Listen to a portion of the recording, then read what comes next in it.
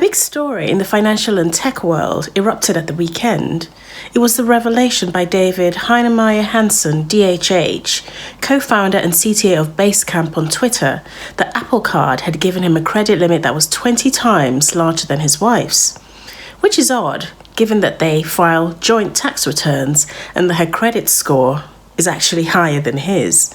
Now, of course, none of us on the outside know how Apple Card's credit scoring algorithm works, but just taking these few facts into account, DHH is alleging gender discrimination in the way the algorithm works. Would you agree? Hi, my name is Adana Bankole, and I'm the principal consultant at Mastermind Strategies. I help C-level executives in fintech and payments deliver the projects that matter in their businesses through project management and business analysis.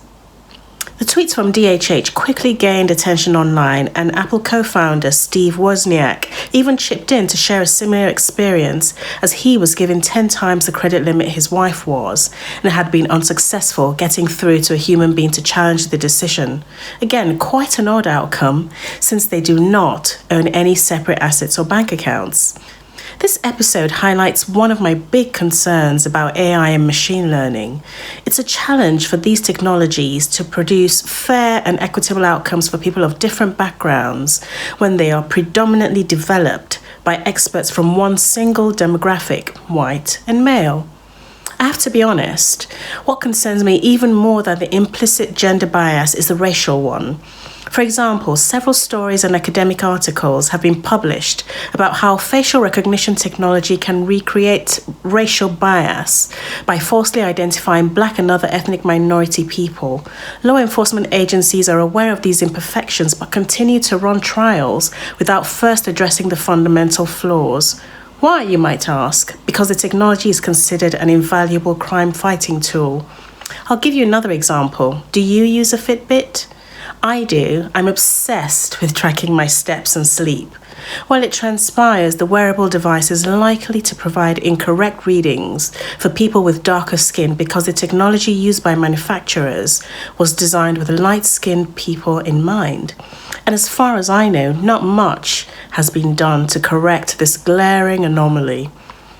Enough about describing the issue, though. What's the solution? It's very clear to me that it is critical to have experts from diverse backgrounds as part of development teams for these products and services, as well as the technologies that they are built on. Not just as part of the teams, though, but also as decision makers. Now, I expect someone might say there are only a few Black experts who specialize in these fields. But even if that is true, it's imperative that financial and tech firms are proactive about developing talent from what until now have been overlooked demographics. That could involve initiatives within the organizations themselves, or my personal favorite, catching them younger by going into schools and supporting initiatives that teach women and children from ethnic minority backgrounds to code, for example. What is clear is that just having one perspective in the room during development and decision-making is not serving wider society well. How do you ensure there isn't just one perspective in your organization? And how does that feature in your product design and development process?